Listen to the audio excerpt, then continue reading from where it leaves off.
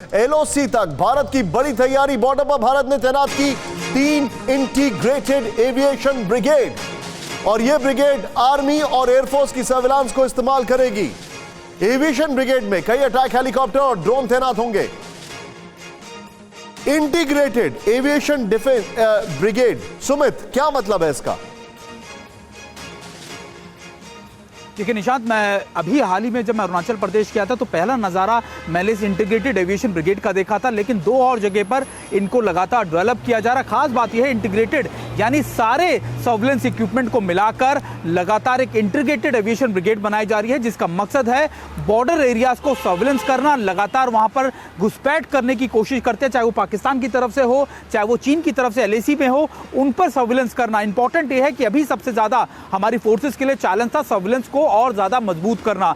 इसी के लिए ये एविएशन ब्रिगेड जो है वो तैयार की गई है, जिनका मकसद पहला अरुणाचल प्रदेश, एक वेस्टर्न सेक्टर और ले, 3 जगहों पर इसको डिप्लॉय किया गया। और इसका मकसद है कि लगातार खास तौर पर जो पेट्रोलिंग के दौरान जब लगातार चीनी सैनिक घुसपैठ करने की कोशिश करते हैं या फिर आतंकी घुसपैठ करने की कोशिश करते हैं तो उस पर बहुत क्लोजली मॉनिटर करना। और इसके अंदर आने वाले वक्त में हमको यह भी बताया गया कि ना सिर्फ अटैक हेलीकॉप्टर्स बल्कि अपाचे जैसे या दूसरे जो अटैक हेलीकॉप्टर्स हैं उनको भी इसमें शामिल किया जाएगा। यानी आप ये कह सकते हैं कि इंटीग्रेशन का एक बड़ा कॉन्सेप्ट है जिसको इंप्लीमेंट किया गया है खास तौर पर जमीनी तौर पर इन लोकेशंस के ऊपर। ठीक है, आपने जो पॉइंट रखा है मैं सीधे यहां पर आऊंगा और जो आपने डिटेलिंग दी है उसको जरा एक बार फिर से अपने दर्शकों को और पॉइंटर वाइज एक्सप्लेन करने की कोशिश करते हैं।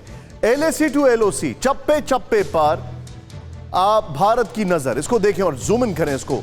एलएसी और एलओसी पर अब 3 इंटीग्रेटेड एविएशन ब्रिगेड की निगरानी होगी। नंबर 1, इंटीग्रेटेड एविएशन ब्रिगेड को आर्मी एयरफोर्स के सर्विलांस से जोड़कर बनाया गया है। नेक्स्ट, आर्मी एविएशन के हेलीकॉप्टर और यूएवी को एयरफोर्स के उपकरणों के साथ मिलाया गया है। नेक्स्ट, इंटीग्रेटेड एविएशन ब्रिगेड से बेहतर सर्विलांस समेत मेंटेनेंस में भी आसानी होगी। एक brigade eastern command Arunachal Pradesh, दूसरी वेस्टर्न कमांड जम्मू राजस्थान और तीसरी ब्रिगेड ले में तैनात होगी।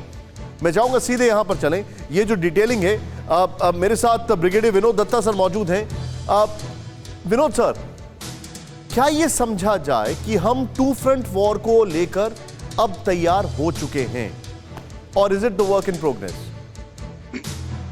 देखिए निशांत, 2 फ्रंट वॉर का जो कॉन्सेप्ट था वो भारत ने बहुत पहले ही इसको समझ लिया था और उसकी जो रिक्वायरमेंट थी उसको बखूबी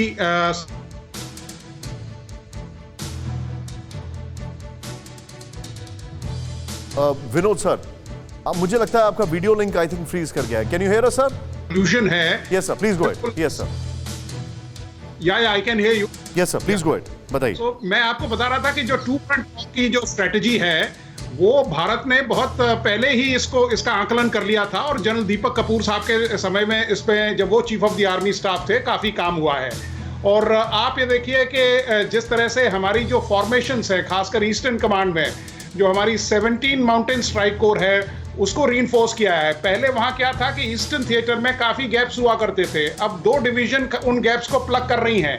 आप ये देखिए ईस्टर्न लद्दाख में हमारी जो फॉर्मेशंस हैं उनको री इंजीनियर किया है, उनको रीफॉर्मेट किया गया है और जो इंटीग्रेटेड बैटल कॉन्सेप्ट है, आईबीजी कॉन्सेप्ट है, उसको भी टेस्ट बेड पे टेस्ट कर लिया गया है।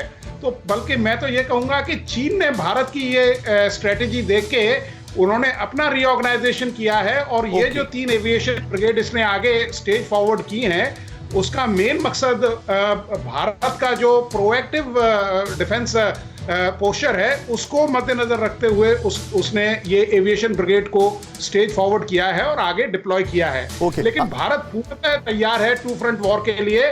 और देखिए सबसे बड़ी चीज जो है कि हमारा जो ऑफेंसिव पंच है और जो हमारा इंफ्रास्ट्रक्चरल डेवलपमेंट है वो बहुत आला दर्जे का है और हमारी जो आर्मी है वो बैटल हार्डन्ड आर्मी है। जैसा जनरल साहब ने अभी बताया था कि कॉन्स्क्रिप्शन आर्मी नहीं है।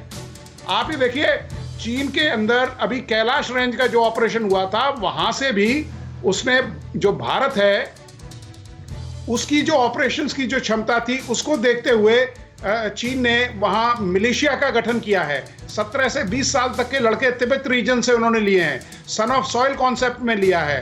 तो ये सब चीजें देखते हुए चीन भारत की ही नकल कर रहा है और जो हमारे ऑपरेशनल इंपेरेटिव्स हैं उन्हीं को वो अमल में लाना चाहता है। Point taken sir.